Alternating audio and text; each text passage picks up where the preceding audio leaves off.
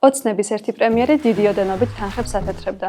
12 ნოემბერს კი მეორეს წინააღმდეგაც აღძრეს საქმე. რას ედავებიან მმართველი პარტიის კრიზის მენეჯერს?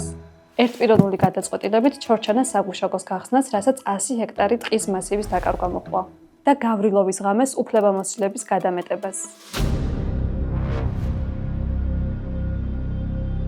20 ივნისიდან 6 წლის შემდეგ პროკურატურა აცხადებს, მოქალაქეების ჯანმრთელობის დაზიანებასა და თვალის დაკარგვაში გიორგი გახარიას ბრალეულობა იკვეთებაო.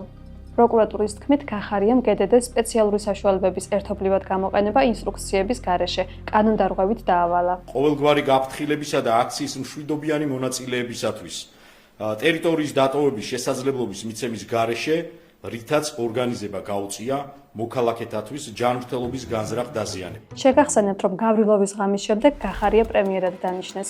2020 წლის არჩევნებზე ის ქართული ოცნების სიის პირველი ნომერიც იყო.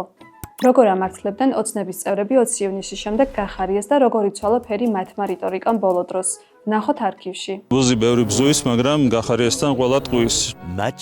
Much later. ამ კაცს ვიცნობ ძალიან კარგად, ამიტომ არ გამგვირებია, მაგრამ კაცი ზოგადად ასეთი გონორით 30 ჯერ ამბობდეს არ მახსოვს, ასეთი გონორით 30 ჯერ იტყუებოდეს, ასეთი გონორით რაღაცა სრულ აბსურდს ლაბარაკობდეს, არ ვიცი. მის მოქმედებდა გარე დაკვეთით. რაც გააკეთა მათ შორის რეზინის ტყუების გამოყენებით. ესეც გააკეთა გარე დაკვეთით. თავარი ამოცანა ამ შემთხვევაში იყო ქართული ოცნების იმიჯის დაზიანება. შეიცვალა თეაწულუკიანის განცხადებებიც. 2019 წელს ის ამბობდა, გახარიას ხელმძღვანელობით შესულსო პარლამენტზე უკანონო თავდასხმა და შეჭრა თავიდან აგვაცილაო. ახლა კი სათამაშოდ მომიყვანეთ კაცო აქ. სათამაშოა მაგა გომურის ამოთხრილი თვალი ერთი წუთით ეხლა. ბატონო, თქვენ აღარ ახართ ჩვენი პრემიერ-მინისტრი. ისე ნუიზავთ თითქოს ჩვენ დავთხარეთ ვიღაცას თვალებს. ძალიან დიდი იმედგაცრუებაა ის ყველასთვის.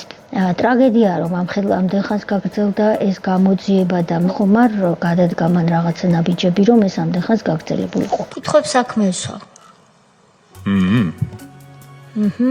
დიახ.